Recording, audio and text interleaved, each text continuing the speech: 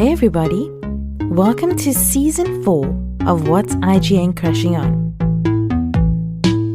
I'm Caryn Solomon and I'm your host, and we're here to talk about what's hot in pop culture.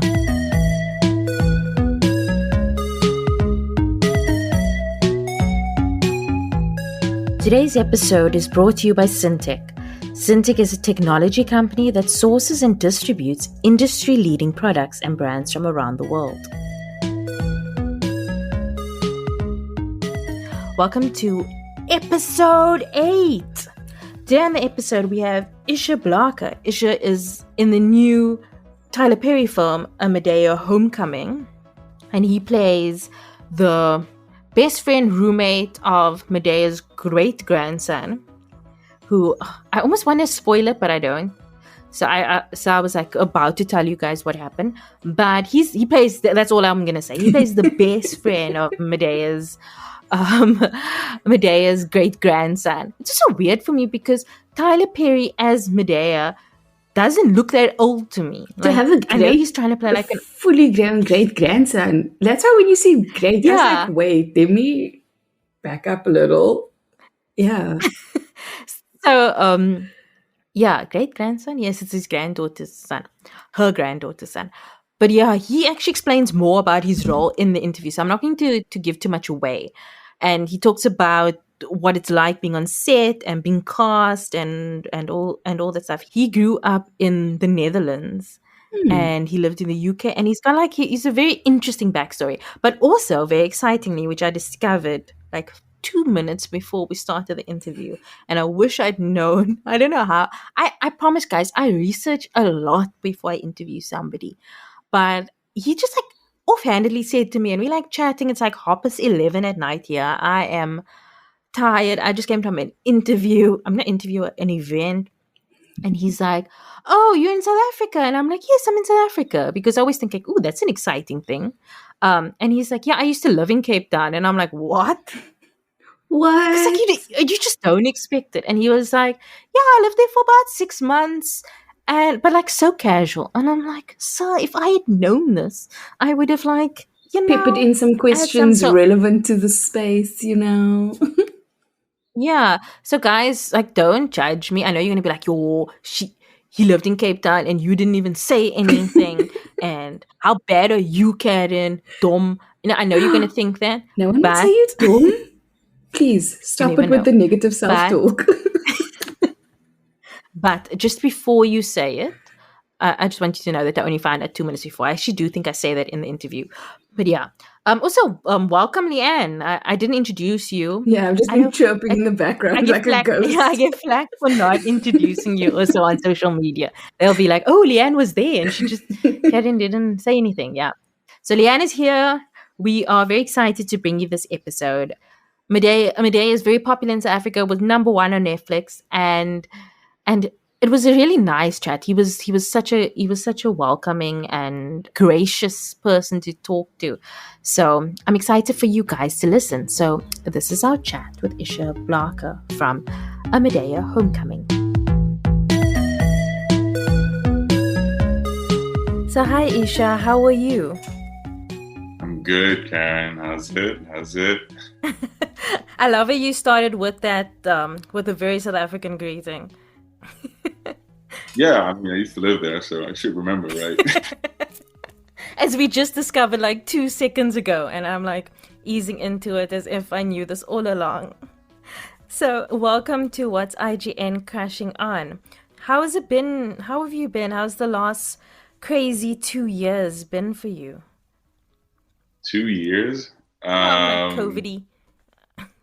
Oh, in that sense. Yeah. It's really strange. The whole industry changed. I just started auditioning right before COVID, I think. So those were still in-person auditions because I still had to get my visa. I just got my visa and then immediately I started auditioning. And COVID hit and everything became self-tapes, acting classes from home, just locked in at home, And I know you guys, it's already not easy for South Africans to travel, but now I think you guys weren't allowed anywhere or even outside. And I was still quite lucky that when I went to Europe, I was going home, and because of my visa status here, I could always come back, so I could still travel. And work-wise, it's been actually one of the best years. So yeah, I'd say good. That's amazing. So you play a large role in Medea's Homecoming. So tell us more about the character of Davy. It's interesting actually, because when you watch the trailer, I'm almost not in there, but in the movie I'm in almost every scene. But Davi is I just graduated from college, and my best friend Brandon, we're going home to his celebration. We're going to celebrate at his grandma's house, who is Madea, and there he has a big secret that he's going to unveil. He is coming out of the closet. I'm supporting him, and I have some of my own secrets as well, which are almost completely different from what you might expect from the movie. So I don't want to spoil anything. And yeah, and then Madea and all other older people are just joking about it constantly. So yeah, I have a serious part, and everybody else makes fun of it. It's like you're serious, and everybody else is like the most outrageous, jokey, and but that's the elements we expect from a Madea film. So what is it like working with Tyler Perry? The man does everything.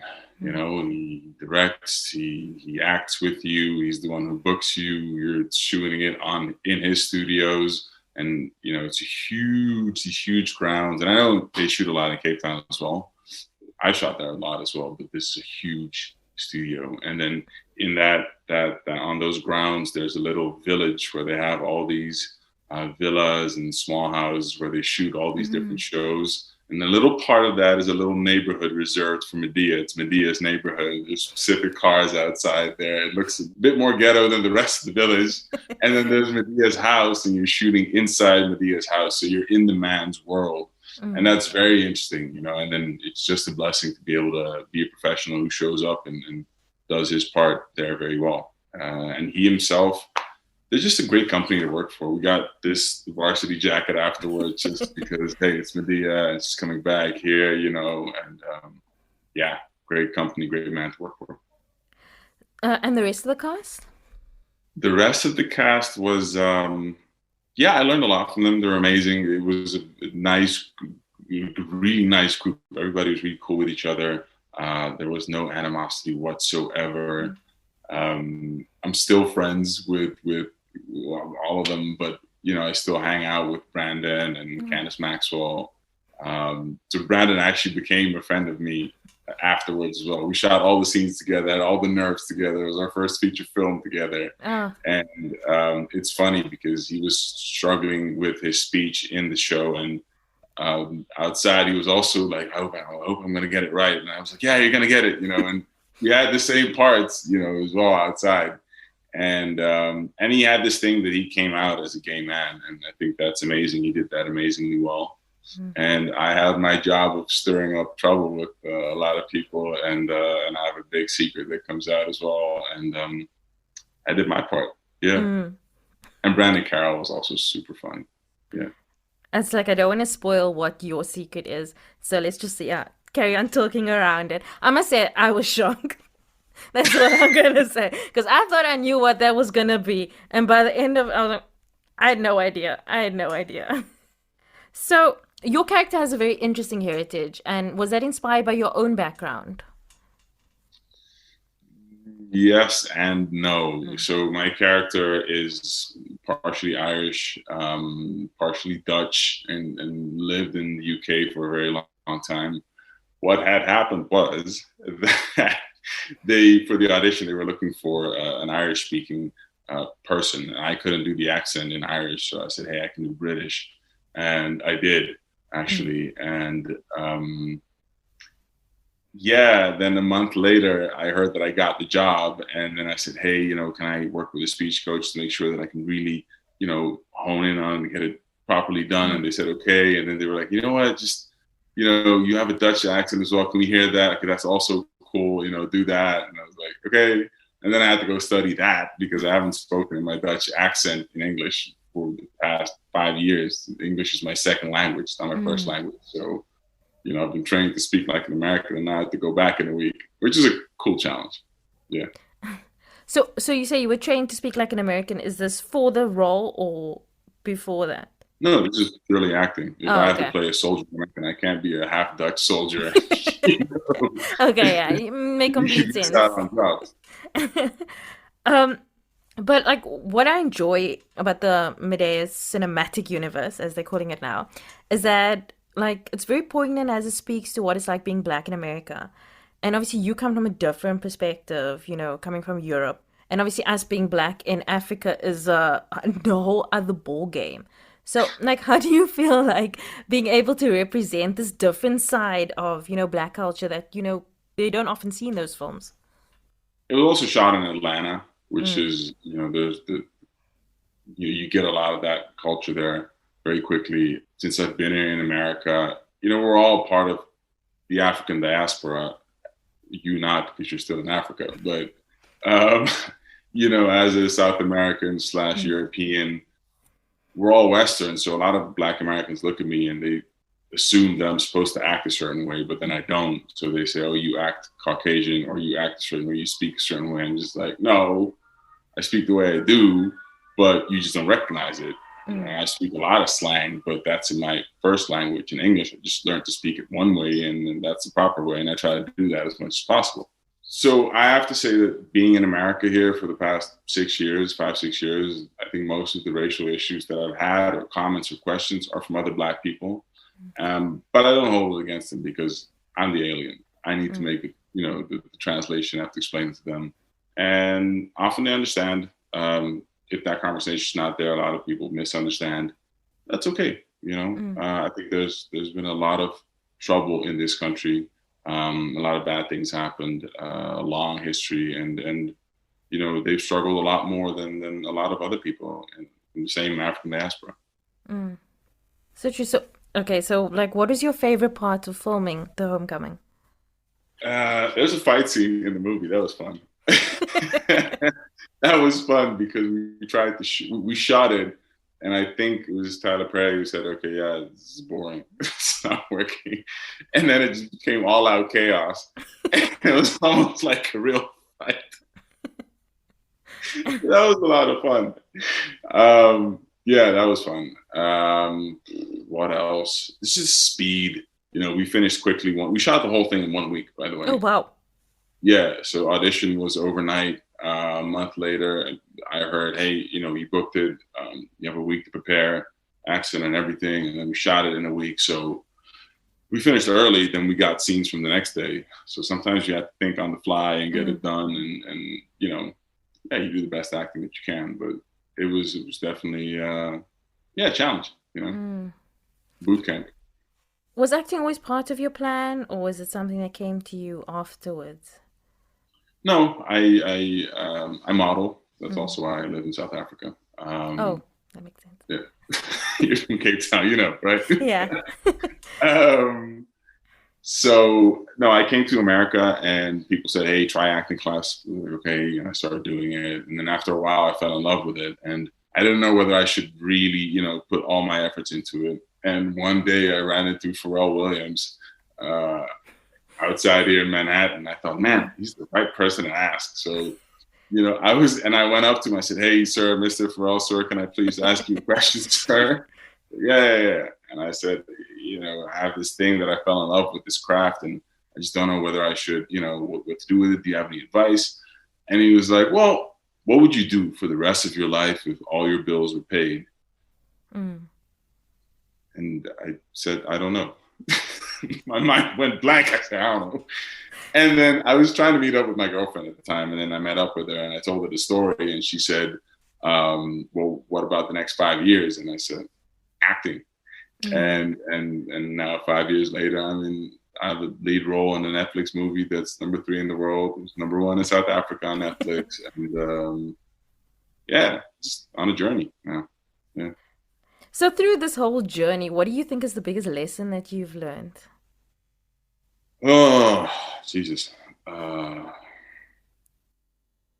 Take it step by step and day by day, because you're operating in a world where everybody else knows what it's like, and they've seen other people do it, all your managers and agents, and you're finding it out day by day. So you want all these things, but you got to take a step back and then be healthy with yourself and know that it's a marathon, it's not a sprint. So I'd say short-term impatient, long-term patient. That's brilliant. So what is next for you? Auditions, class, more modeling, a lot of press. Like I said, day by day, That just like perfectly went into the next one. But this is the question that we ask everybody. But who was your first celebrity crush? The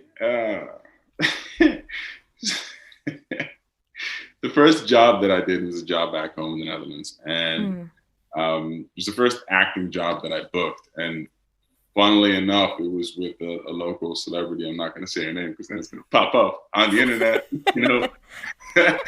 And I used to have a crush on her, when I was 16, and yeah, I think I had a picture of her, as well. I was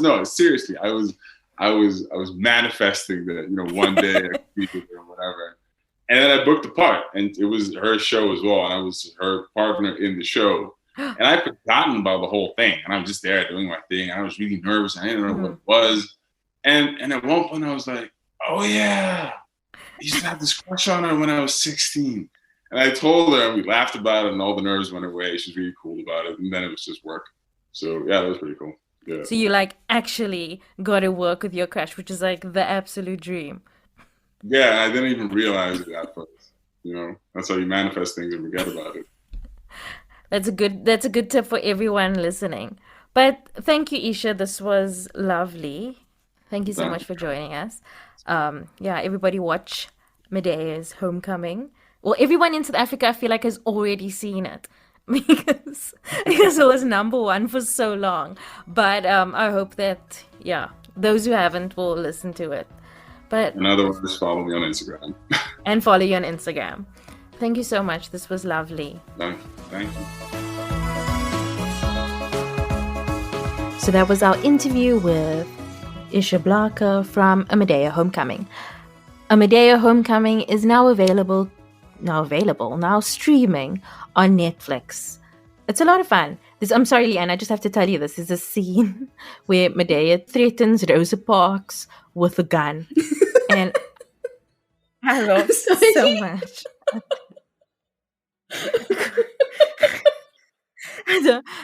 I don't even want to explain why or how or anything. I just want to tell you there's that scene.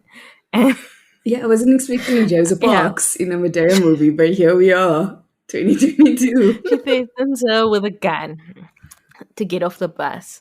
But anyway, okay, so let's talk about what have you been crushing on, Leanne? Okay, so 2 very different things, just because life's been weird. I saw The Batman, which unexpectedly loved. I think just because we didn't need another Batman movie. I was just like, really? Another one? It felt so recent after Christopher Nolan's versions, and his versions are so good. And I felt like maybe R. Patton and Zoe Kravitz, because of the press tour and the hype, was like, But Steve was very amped, and so he ended up booking for us to go watch it. And I thoroughly enjoyed myself. Just the take on it. It felt... I'll say to Steve, as someone who grew up watching the old school Batman Beyond animated series, it was the closest to that Batman I think that I've seen on screen. It was gritty and grungy and dark, and it's the Gotham I knew from the series. So I really, really enjoyed it. And just the way they built it as this noir detective story. And it was fantastic. Absolutely loved it. You saw it too. What were your thoughts? Oh no, I enjoyed it. I had a good time. I was oohing and eyeing. I was intrigued by the story. You talk about the Nolan movies being recent. I was very into the TV show Gotham. So for me, everything Gotham is very recent because it ended maybe a year or two ago, or maybe I only caught up a year or two ago. But so obviously, like all the villains and all the characters, I knew quite well from well, I mean, obviously from lore and from comics and stuff, but mostly from that series because it was so decent for me. And I don't know, I just enjoyed it. I love Robert Pattinson. Like I would die for him. Okay, I don't know if I would die for him, but I really love him, and I was so glad at the casting. I do think he could have looked a little bit cleaner. I know everybody's like, "Oh, emo Batman." I'm like, "Nia, Batman, cut your hair." I know, like the weird emo kid with the Like, fringe in front of his face. Yeah, look a bit sexier. I'm sorry, just look a little bit sexier. And I know that's not what they were going for. Don't come at me, but but just for my pleasure. But Zoe Kravitz, whew, Damn, I was not the chemistry. I know you were asking. Yeah, no, but just like I know you were asking about how good the movie was, but she was hot. Yeah, no, it was a lot. Yeah, that's all I'm gonna say. Did you see those? No, I really enjoyed it. There was a bunch of tweets a bunch of tweets where they were like, so Robert Pattinson deserves all the credit just for being able to act when Zoe Kravitz is looking at him. And I was like, yeah, no, Jenny. It's so true. So true. But yeah, no, I thought it was a very good film.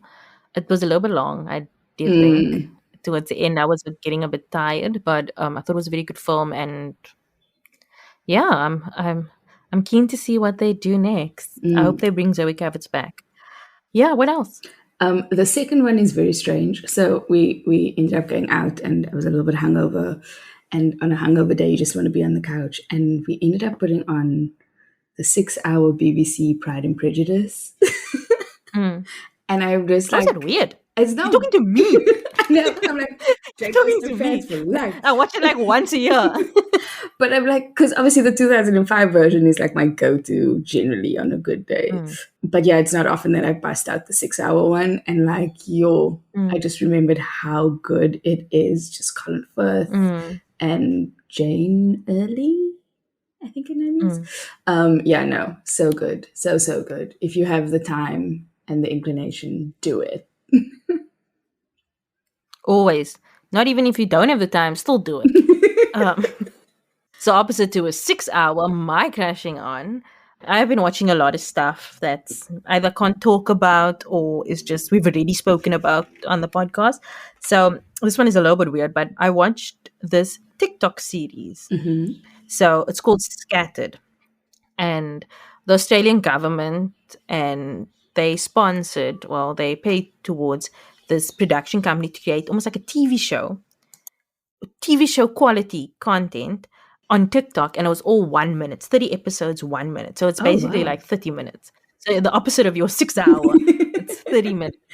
And I watched it all in one, and it's called Scattered. And it basically, this guy passes away, and he's just before his 21st birthday. And his 3 friends, like they take his ashes and they want him to like celebrate his 21st birthday as it's, just before it's like his ashes are going to be scattered. So they want to celebrate the 21st birthday, and then they lose the ashes. Then they have to go back and try to find the ashes. And but they also, his 3 friends are each dealing with their own emotions towards his death, towards the relationship with him. And I just thought it was really well done. Like it's very underrated. Not a lot of people spoke about it, or they don't even have a lot of likes and stuff on TikTok. But the quality is it's like you're watching a TV show, and it's just I just found it was such a beautiful story. And Will is the name of the guy that died, and they barely show him. There's one flashback of him, but he's such a poignant character in the show. And they talk about he's queer. They're all kind of queer, but and his growth to have his parents accept him, and his relationship with his childhood best friend and this guy he liked, and he's like his fun friend. And each of those are just such a beautiful story. It's called Scattered, and if you look on TikTok, it's probably called Scattered series or something like that. But 30 minutes, and yeah, I was actually blown away, and I was also blown away that more people weren't talking about it. And it used to come out it came out I think in May 2021 or June 2021 around. Yeah, it's been around for a while, and it used to come out every day. And so obviously now I'm like glad because I could just binge watch all like 30 episodes in one. Yeah. I was like, oh, imagine I had to wait every day for 1 minute. But yeah, no, if you have the time, if you're interested, check out Scattered on TikTok. I just think it's fascinating the way we're adjusting storytelling and narratives. I mean, using TikTok as a platform, or being able to tell such a poignant story in such short form. Yeah, it's such an interesting way, the way media is moving. It really is. I mean, there was a app called Quibi. Yes. That used to do that. You used to love. I just enjoy it because they had like singled out episodes. Oh, I love singled out. And it was so short. I love singled out. I wish I'd bring her back. Kiki Palmer was the host, and like it was like very like non-conforming. Like it wasn't just like straight people. So it'll be like, you know, non-binary and queer relationships and normal straight people. So it'll be like if it's straight people, then it's like a whole lot of guys and like a girl be like picking one or whatever. And then if it's like a bi person or like pansexual person, then she'll choose girls and guys. And it was just such a good format for like the new age. Even if they make like full episodes, they should bring back Singled Out. That's my plea, my petition for Singled Out 2022. Today's episode is brought to you by Syntec. Syntec is a technology company that sources and distributes industry-leading products and brands from around the world.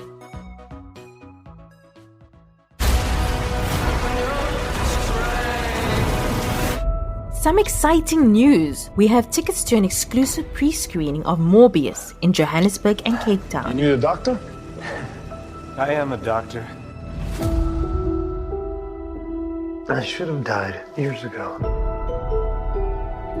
People all over the world have my disease. I'm here To find a cure, we have to push the boundaries, take the risks. If you're gonna run, do it now. People are strange. Dr. Michael Morbius, you've been missing for 2 months. When you're a stranger, Then you were found on a container ship that washed up off of Long Island. faces look ugly. When you're alone, One of the most compelling and conflicted characters in Sony Pictures' universe of Marvel characters comes to the big screen as Oscar winner Jared Leto transforms into the enigmatic anti-hero Michael Morbius.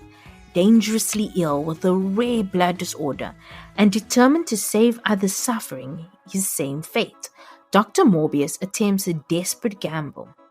While at first it seems to be a radical success, a darkness inside of him is unleashed. Will good override evil, or will Morbius succumb to his mysterious new urges? The screenings will take place at 7:30 on Thursday the 31st of March at New Metro Canal Walk and Ster-Kinnick's The Zone at Rosebank. Check out our website to enter. We'll also be giving away some cool hampers in the coming weeks, so be sure to follow our social media for a chance to win.